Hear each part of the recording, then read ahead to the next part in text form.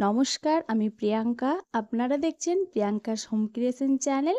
Priyanka's home ক্রিয়েশনে আপনাদের সকলকে স্বাগত জানিয়ে শুরু করব আজকের রেসিপি। একঘেয়েমি এঁচোড়ের সবজি খেয়ে আমরা প্রায় বোরিংই হয়ে গিয়েছি। এই সময় এইভাবে এঁচোড়ের যদি সবজি বানিয়ে নেওয়া যায় তাহলে কিন্তু বোরিংনেসটা আমাদের প্রায় কেটেই যায়। এইভাবে একবার এঁচোড়ের সবজি বানিয়ে দেখবেন, খেতে কিন্তু খুবই ভালো লাগে। এর স্বাদ কিন্তু অতুলনীয়। আজ আমি আপনাদের সঙ্গে শেয়ার করব এঁচোড়ের একটা নতুন ধরনের রেসিপি। এই রেসিপিটি অবশ্যই এইভাবে ট্রাই করে দেখবেন, খেতে কিন্তু একটু খুবই ভালো লাগে। আর এই যে এঁচোড়ের প্রতি যে একটা বোরিং চলে এসেছে সেটা কিন্তু এই রেসিপিটাতে লাগে না। তো আমি এঁচোড়ের সবজি বানানোর জন্য আমি নিয়ে নিয়েছি এঁচোড়। তো এঁচোড়গুলোকে এভাবে যেমন সবজি বানায় সেরকম টুকরো টুকরো করে কেটে নিয়েছি। আর এর দিকে নিয়েছি দেখুন অর্ধেকটা পেঁয়াজ, আদা কুচি, রসুন কুচি আর লঙ্কা কুচি। পেঁয়াজটা আমি অর্ধেকটা পরিমাণ নিয়েছি, এটা এঁচোড়ের পরিমাণ হিসাবে নিতে হবে। হাফ নিয়েছি পেঁয়াজটা। তো আমি এঁচোড়গুলোকে দেখুন সেদ্ধ করে নিয়েছি, হালকা লবণ দিয়ে সেদ্ধ করে নিয়েছি। এবার হাতে করে এঁচোড়গুলোকে এভাবে ছাড়িয়ে নিতে হবে।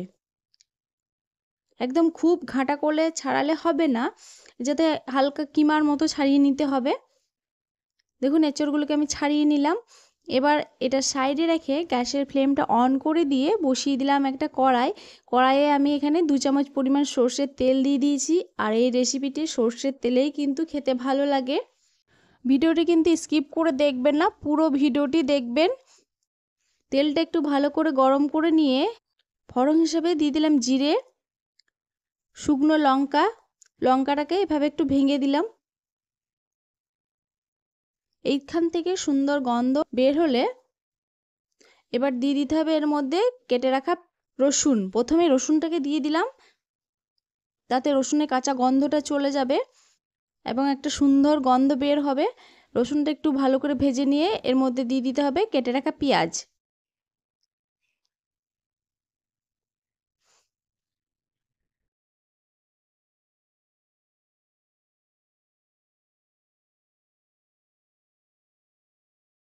এবার এই দুটোকে আমি ভালো করে একটু ভেজে নেবো, জাস্ট হালকা ব্রাউন করে একটু ভেজে নেবো। যেহেতু পেঁয়াজ ভাজতে একটু সময় লাগে তাই এটা হালকা ব্রাউন করে ভেজে নিলাম। ভেজে নেওয়ার পর এবার দিয়ে দিলাম আদা আর কাঁচা লঙ্কা। এবার সমস্ত কিছু ভালো করে একটু ভেজে নেবো। আর এই এঁচোড়ের সবজিটা বানাতে গেলে বেশি সময়েরও প্রয়োজন হয় না, কম সময়ের মধ্যেই হয়ে যায়। আর এর মধ্যে আমি একটু আদা রসুনের পেস্ট দিলাম, 1 চামচ পরিমাণ দিয়ে দিলাম আদা রসুনের পেস্ট। এবার সমস্ত কিছু মশলা একটু ভালো করে কষিয়ে নেব।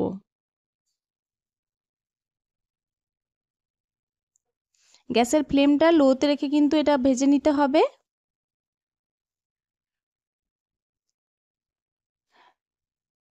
এখন এর মধ্যে দিয়ে দিচ্ছি 1/4 চা চামচ হলুদ গুঁড়ো, আর দিয়ে দিচ্ছি শুকনো লঙ্কার গুঁড়ো। ঝালটা নিজেদের পছন্দের মতো দেবেন। আবার কালারের জন্য অনেকে কাশ্মীরি রেড চিলি পাউডারও ব্যবহার করতে পারেন।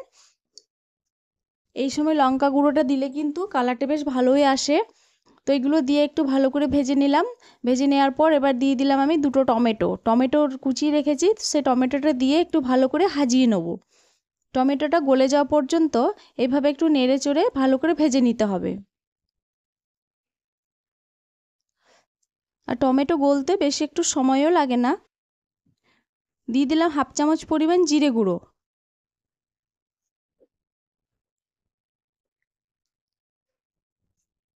সমস্ত কিছু ভালো করে মিশিয়ে নেব। গ্যাসের ফ্লেমটা লো টু মিডিয়ামে রেখে রান্নাটা করতে হবে। এবার আমি দিলাম 1 চামচ পরিমাণ জল। জলটা দিয়ে এবার আমি ভালো করে একটু মশলাটা আরও ভালো করে একটু কষিয়ে নেব। জল দিলে আর একটু ভালো করে মশলাটা কষানো হয় আর টেস্টটাও ভালো আসে। আর আমার চ্যানেলে নতুন কোনো বন্ধু হয়ে থাকলে অবশ্যই চ্যানেলটিকে সাবস্ক্রাইব করে পাশে থাকা বেল আইকনটি প্রেস করুন, যাতে আমার দেওয়া রেসিপির নোটিফিকেশন সর্বপ্রথম আপনার কাছেই পৌঁছায়। এই মশলাটা কিন্তু একটু সময় ধরেই কষিয়ে নিতে হবে। আর টমেটোগুলো দেখুন কতটা হেজে গিয়েছে বা গলে গিয়েছে। আর এবার আমি দেখুন এর মধ্যে দিয়ে দিচ্ছি যে এঁচোড়টা আমি ছাড়িয়ে রেখেছিলাম সেদ্ধ করে, সেই এঁচোড়টাকে দিয়ে ভালো করে মশলার সঙ্গে মিশিয়ে নেব। এইভাবে এঁচোড় রান্না করলে আপনি বুঝতেই পারবেন না যে এঁচোড় খাচ্ছেন না কিমা খাচ্ছেন। এটা খেতে কিন্তু হেভি টেস্টি হয়, তাই অবশ্যই একবার বাড়িতে ট্রাই করে দেখবেন। এটা কিন্তু রুটি, ভাত, পরোটা সবের সঙ্গেই খাওয়া যেতে পারে। এবার দিয়ে দিলাম লবণ। এখানে লবণের মাত্রাটা একটু বুঝেই দিতে হবে, যেহেতু আমি এঁচোড়টা সেদ্ধ করার সময় একটু লবণ দিয়েছি, আর মশলা কষানোর সময় কিন্তু আমি কোনো লবণ ব্যবহার করিনি। আর এখানে টেস্টটাকে ব্যালেন্স করার জন্য দিয়ে দিতে হবে চিনি। চিনির পরিমাণটা কম দেওয়াটাই ভালো, জাস্ট আমি কয়েক দানা দিয়ে দিলাম চিনি। এবার গ্যাসের ফ্লেমটা লোতে রেখে এটাকে ভালো করে কষিয়ে নেব। এর মধ্যে কিন্তু কোনো রকমের জল ব্যবহার করা যাবে না, এটা জল ব্যবহার করলে কিন্তু এটা খেতে ভালো লাগবে না। এটাকে এইভাবেই কষিয়ে নিতে হবে। যেটুকু জল আমি ওই মশলাটা কষাবার সময় ব্যবহার করেছি, ব্যাস, আর কোনো রকমের জল ব্যবহার করব না। এবার আমি এটাকে ভালো করে কষিয়ে নেব।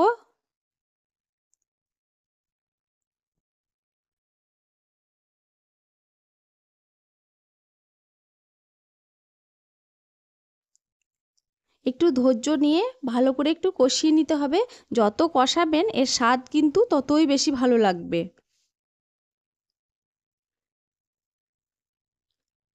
তাই এভাবে একটু কষিয়ে নিয়ে দেখুন, এইভাবে আমি এক সাইড একটু মিলে দিলাম, যাতে এক সাইড ভালো করে একটু কষানো হয় আর একটু ভাজা ভাজাও হয়ে যাবে তাতে। তারপর এটাকে এক সাইড কিছুক্ষণ রাখার পর আবার উল্টো সাইড এভাবে উল্টিয়ে নিতে হবে, তাতে এঁচোড়টা ভালো করে ভাজা হয়ে যাবে আর এটা খেতেও কিন্তু ততই বেশি ভালো লাগবে। আর যদি যেগুলো একটু লেগে যাবে সেগুলো এভাবে খুন্তির সাহায্যে উঠিয়ে নিতে হবে।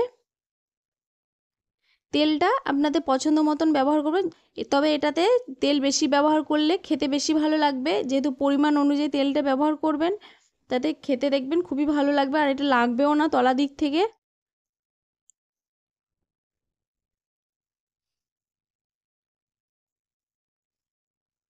আর এঁচোড়টা যেহেতু সেদ্ধ আছে, তাই খুব একটু সময় লাগে না। এটা আপনি যখন খুশি তখন বানিয়ে নিতে পারবেন। এঁচোড়ের সবজির থেকেও এটা অনেক কম টাইমের মধ্যে হয়ে যায়, সময়টাও অনেক কম লাগে, কিন্তু খেতেও কিন্তু খুব ভালো লাগে। যারা এঁচোড় খেতে পছন্দ করেন না, তারা একবার এইভাবে এঁচোড়টা খেয়ে দেখবেন, অবশ্যই ভালো লাগবে। দেখুন এর কালারটাও চেঞ্জ হয়ে হয়ে আসছে, আর এটা দেখুন কতটা ঝুরঝুরে হয়ে এসেছে। এবার আমি গ্যাসের ফ্লেমটা অফ করে দিলাম। একটা প্লেটে আমি এটা এখন তুলে নিচ্ছি। এর মধ্যে তেমন কোনো ইনগ্রিডিয়েন্টস লাগেনি, আর এটা বাড়িতে থাকে যেভাবে আমরা এঁচোড়ের সবজি বানাই সেরকমই ইনগ্রিডিয়েন্টস দিয়ে এটা বানানো হয়েছে, কিন্তু এটা কিন্তু এঁচোড়ের সবজির থেকেও খেতে কিন্তু খুবই ভালো হয়।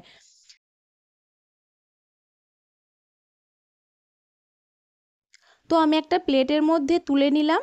ব্যাস, প্লেটে তুলে নিলেই পরিবেশন করার জন্য রেডি। গরম গরম ভাত, রুটি বা পরোটায় হোক, এটা কিন্তু সবের সঙ্গেই খাওয়া যেতে পারে। লাঞ্চ হোক বা ডিনার, পরিবেশন করার জন্য রেডি।